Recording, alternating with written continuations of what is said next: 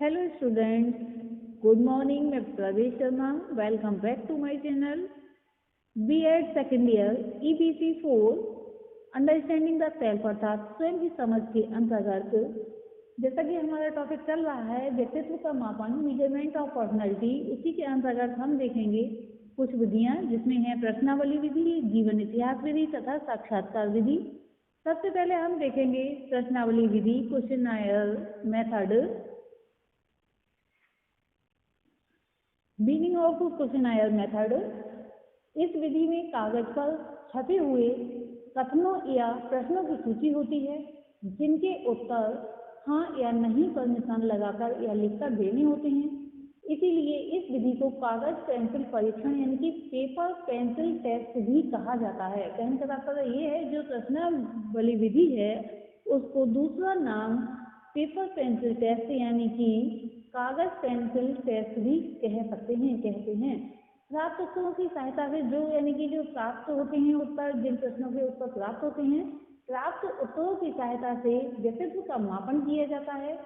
इस प्रकार ये विधि प्रश्नों के उत्तरों की सहायता से व्यक्तित्व मापन की विधि है। रोज एवं समलर में लिखा है कि व्यक्तित्व के मापन में प्रश्नावली व्यक्ति का किसी विशेष वस्तु या स्थिति के प्रति दृष्टिकोण, उसके ज्ञान के भंडार आदि को निश्चित रूप से जानने का एक साधन है।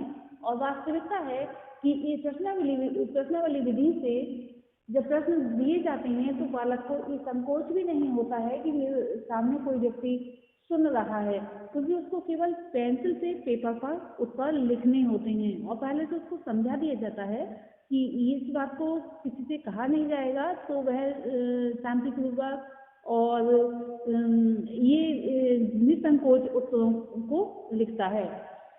अब हम देखेंगे प्रयोग। गैरेट के अनुसार प्रश्नावली विधि का प्रयोग कुछ कार्यों के लिए किया जाता है। इसमें 3 कार्य इन्होंने बताए हैं जो इस प्रकार के हैं। पहला कार्य बताया है व्यक्ति की चिंताओं, परेशानियों आदि की क्रमबद्ध सूचना प्राप्त करना, यानी कि जो व्यक्ति, कोई भी व्यक्ति जिसका भी परीक्षण किया जाना है, उसकी क्या चिंताएं हैं, परेशानियां हैं, इनको क्रमबद्ध सूचना प्राप्त करना। सेकंड पॉइंट है व्यक्ति के आर्थिक, धार्मिक और सामाजिक विचारों, विश्वासों की जानकारी प्राप्त करना, यानी कि व्यक्ति की आर्थिक स्थिति क्या है, आर्थिक विचार क्या है, धार्मिक स्थिति क्या है, धार्मिक विचार क्या है, सामाजिक स्थिति क्या है, सामाजिक विचार क्या है, उसके विश्वास क्या है, इसकी जानकारी प्राप्त करना भी इसका एक तरह से उद्देश्य है। थर्ड पॉइंट है व्यक्ति की कला, संगीत, साहित्य, पुस्तकों, अन्य लोगों, व्यवसायों, खेल कूदों आदि में रुचि का ज्ञान प्राप्त करना। अब हम देखेंगे प्रश्नावली विधि के प्रकार। प्रश्नावली विधि के 4 प्रकार बतलाए गए हैं, जिसमें पहला है बंद प्रश्नावली, क्लोज्ड क्वेश्चनायर। इस प्रश्नावली में प्रत्येक प्रश्न के सामने हाँ और नहीं छपा रहता है। व्यक्ति को उसका उत्तर हाँ और नहीं में से एक काट कर या एक पर निशान लगाकर देना होता है। नेक्स्ट है खुली प्रश्नावली यानी कि ओपन क्वेश्चनायर। इस प्रश्नावली में प्रत्येक प्रश्न का उत्तर पूरा और लिखकर देना पड़ता है, यानी कि एक तरह से इसमें डिटेल भी देनी पड़ती है। नेक्स्ट पॉइंट है इसमें सचित्र प्रश्नावली। इस प्रश्नावली में चित्र दिए रहते हैं और व्यक्ति को प्रश्नों के उत्तर विभिन्न चित्रों पर निशान लगाकर देने पड़ते हैं। यहाँ पर इसमें ये सुविधा हो जाती है अगर व्यक्ति पढ़ा और लिखा नहीं है तब भी उसके व्यक्तित्व का मापन किया जा सकता है। नेक्स्ट है मिश्रित प्रश्नावली, मिक्स्ड क्वेश्चनायर। इस प्रश्नावली में उपयुक्त 3 प्रकार उपयुक्त कौन से, जो कि बंद प्रश्नावली, क्लोज्ड क्वेश्चनायर, खुली प्रश्नावली यानी कि ओपन क्वेश्चनायर, सचित्र प्रश्नावली यानी कि पिक्टोरियल क्वेश्चनायर। ये तीनों ही सम्मिलित रहती हैं, प्रश्नावलियों का एक तरह से मिश्रण होता है।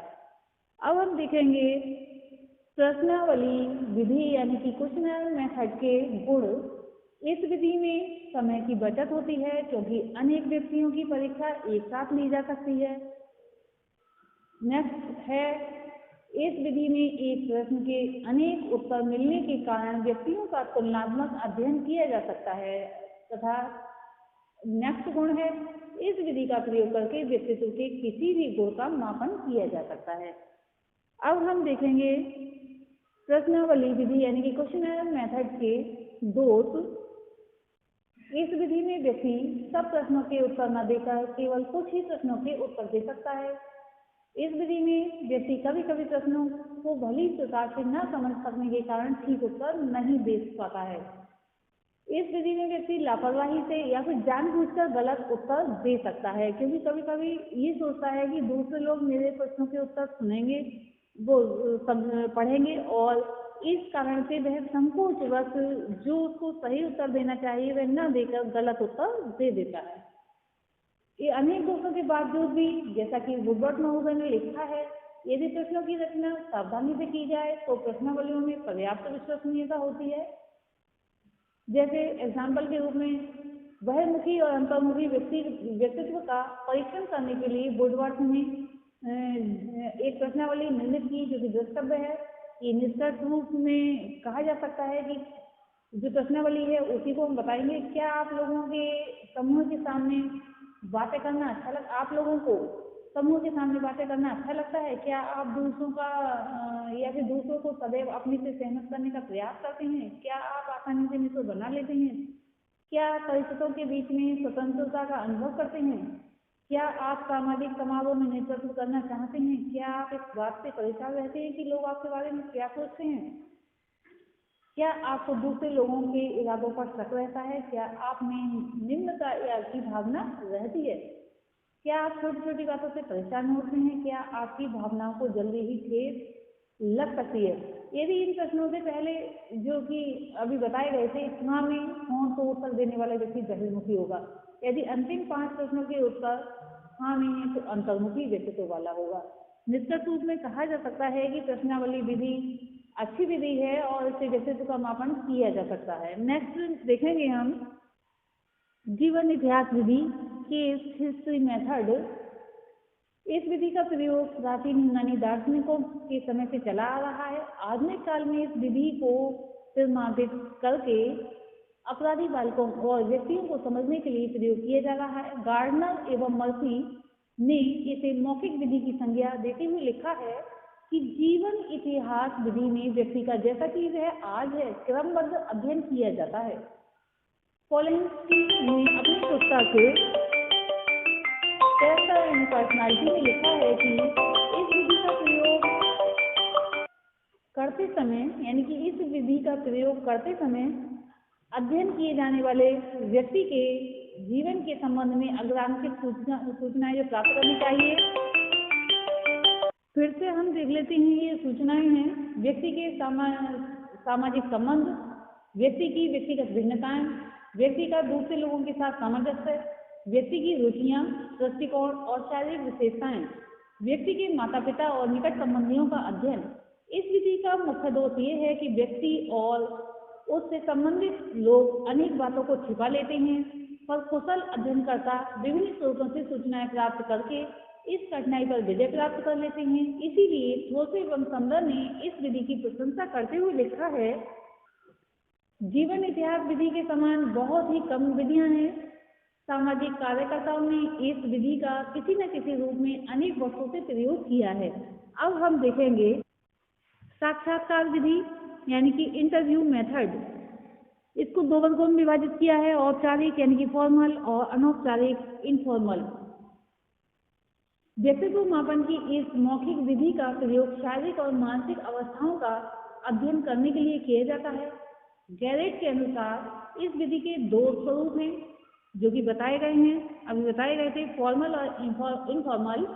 औपचारिक विधि यानी कि फॉर्मल विधि में साक्षात करने वाला व्यक्ति से नाना प्रकार के प्रश्न पूछता है, यानी कि अनेक प्रकार के प्रश्न पूछता है। इस विधि का प्रयोग उस समय किया जाता है जब बहुत से उम्मीदवारों में से एक या कुछ को किसी कार्य या पद के लिए चुना जाता है। अनौपचारिक यानी कि इनफॉर्मल विधि में साक्षात्कार करने वाला कम से कम प्रश्न पूछता है और व्यक्ति को अपने बारे में अधिक से अधिक बातें स्वयं बताने का अवसर देता है।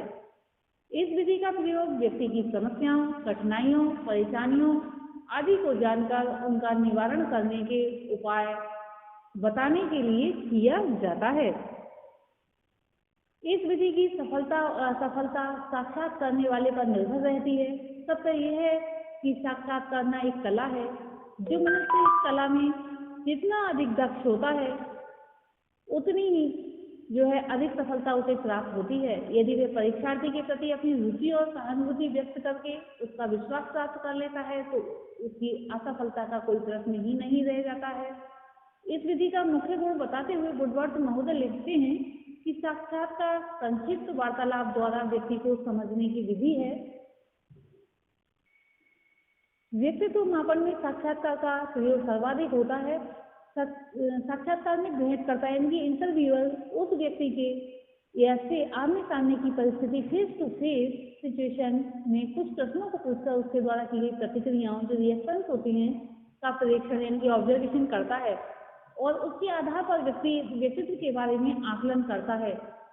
इसमें अन्य दो प्रकार बताए गए हैं, असंगठित साक्षात्कार और संगठित साक्षात्कार। संगठित साक्षात्कार का यानी कि जो स्ट्रक्चर्ड इंटरव्यू होता है का सबसे महत्वपूर्ण लाभ ये है कि इसमें प्रश्नों की एक निश्चित सूची एवं क्रम होता है जिसे सभी व्यक्तियों से पूछा जाता है। अतः इसके द्वारा कई व्यक्तियों के व्यक्तित्व मापन की तुलना संभव हो जाती है। इसका प्रमुख दोष ये बतलाया गया है कि इसमें भेंटकर्ता की व्यक्तित्व मापने से संबंधित प्रश्नों को गहन रूप से पूछने की स्वतंत्रता नहीं होती है, क्योंकि पहले से ही निश्चित क्रम के अनुसार प्रश्न पूछने के लिए बाध्य रहता है। असंगठित साक्षात्कार का प्रमुख गुण ये है कि इसके द्वारा व्यक्तित्व का मापन गहन रूप से हो पाता है, क्योंकि भेंटकर्ता प्रश्नों को अपनी इच्छा अनुसार तोड़ मरोड़ कर पूछ सकता है। इसका मुख्य दोष ये बतलाया गया है कि इस तरह का साक्षात्कार एक व्यक्ति से दूसरे व्यक्ति तक इतना परिवर्तनशील होता है कि इन व्यक्तियों के बीच तुलना संभव नहीं हो पाती। इतना ही नहीं, इस तरह के साक्षात्कार में भेंटकर्ता को पूर्वाग्रह या फिर पक्षपात दिखलाने का भी मौका काफी मिल जाता है। इससे उसके द्वारा किए गए व्यक्तित्व मापन की निर्भरता कम हो जाती है। आज हमने देखा प्रश्नावली विधि, जीवन इतिहास विधि तथा साक्षात्कार विधि। आज के लिए इतना ही। धन्यवाद।